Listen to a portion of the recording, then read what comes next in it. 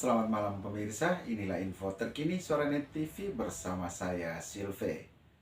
Pemirsa, Bupati Manggarai Heribertus GL Nablit kembali membuka gembok dan memotong rantai yang membelenggu 2 orang dengan gangguan jiwa ODGJ di wilayah Kelurahan Pau, Kecamatan Langkerembong, Kabupaten Manggarai, Nusa Tenggara Timur, Kamis 30 September 2021. Kedua pasien tersebut yakni KW 34 tahun dan HTJ 65 tahun. Keduanya merupakan pasien ODGJ yang selama ini menjalani perawatan di rumah dan secara umum kondisi fisik keduanya berada dalam kondisi sehat. Kegiatan ini merupakan wujud komitmen pemerintah daerah Kabupaten Manggarai untuk secara bertahap mengurus ODGJ di Kabupaten Manggarai.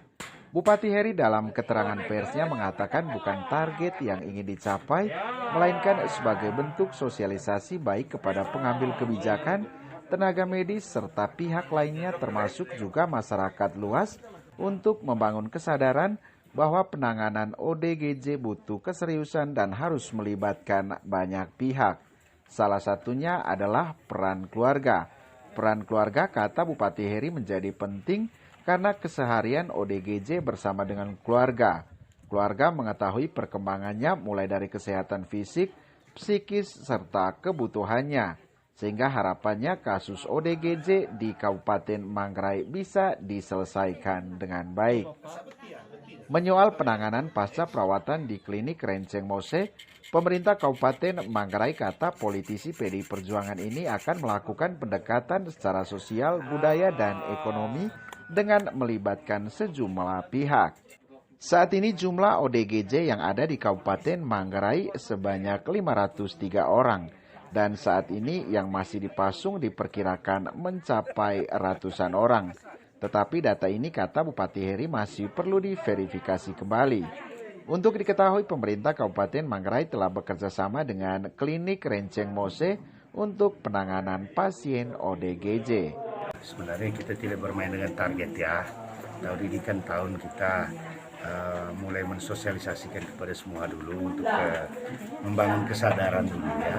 Kesadaran baik di tingkat pengambil kebijakan seperti kami, kemudian tenaga kesehatan, dokter, perawat, kemudian masyarakat luas ya. Jadi saya kira yang paling penting di tahun ini kita tidak bermain dengan target dulu, tapi kita bangun kesadaran dulu dari semua supaya kita tahu pada akhirnya masing-masing pihak ini ada pada posisi mana untuk menyelesaikan isu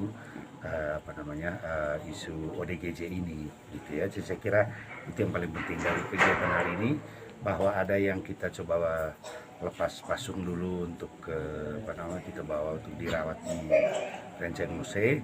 Saya kira itu langkah taktis saja untuk mengatasi dulu yang ada ya, karena kalau mau dijangkau semua pasti agak sulit di tahun ini. Karena itu kita tidak bermain dengan target dulu. Tapi yang paling penting adalah bahwa kita tidak sendiri dalam penanganan isu ini. Teman-teman dari pemerintah provinsi, Dinas Kesehatan Provinsi, kemudian dari Kementerian Kesehatan, kemudian pihak-pihak non pemerintah seperti klinik Renceng Mose ini yang senantiasa membuka dirinya untuk membantu kita semua menangani isu ini. Saya kira kolaborasi dari semua pihak ini akan jadi kunci ke depan dalam penanganannya. Saya kira itu ya. Kalau data yang kami terima ODGJ secara keseluruhan ini kan 503 ya. Tapi ini kan masih data mentah yang kita harus verifikasi lagi. Ya, harus verifikasi karena berbeda-beda juga tingkatannya. Ya, jadi karena berbeda tingkatan, tentu penanganannya juga akan berbeda. Yang masih dipasungin di data kita itu masih 100-an lebih. Tapi sama juga kita mesti verifikasi kembali ya. Karena ada kemungkinan lebih dari itu juga kan. Ya. Yang pasti bahwa penanganan untuk pasca pemulihan itu melibatkan banyak pihak juga ya. Nah, jadi termasuk pendekatan sosial, budaya, ekonomi juga ada di situ, dan kita sedang bicara dengan beberapa pihak lagi yang akan membantu kita untuk penanganan pasca pemulihan di bidang ekonomi, bidang sosial. Tapi yang paling penting saya kira dari diskusi dengan beberapa pihak ini beberapa hari terakhir, keterlibatan keluarga itu menjadi penting. Artinya keluarga juga harus memahami situasi ini dan mempunyai informasi yang cukup bagaimana menangani pasca pemulihan. Ya, tapi saya tidak ingin masuk ke hal yang terlalu teknis, tapi saya kira hal-hal ini juga akan menjadi perhatian kita ke depan. Hadir dalam kegiatan ini, tim Kementerian Kesehatan RI Dr. Andus Rahbudi Elmi APT MKN, Direktur Rumah Sakit Jiwa Naimata Dr. Andus Dikson Lego SPKJ, Dewanta Mental Healthcare DMA, Klinik Dr. Sinta Widari SPKJ, tim Dinas Kesehatan Provinsi NTT Nur Aziza SKM MKes, tim Dinas Kesehatan Kabupaten Manggarai, Camat Langke Rembong, dan Lurah Pau.